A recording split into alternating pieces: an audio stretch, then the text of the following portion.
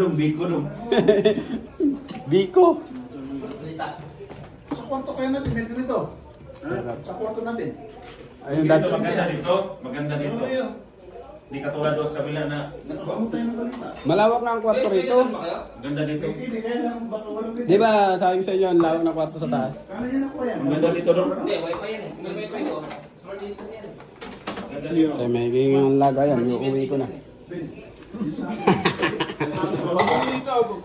Pero sa amin. Nasaan?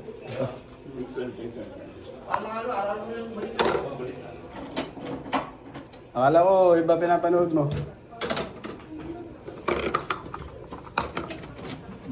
Ito service spoon. Mamaya. Hanggang kami ito.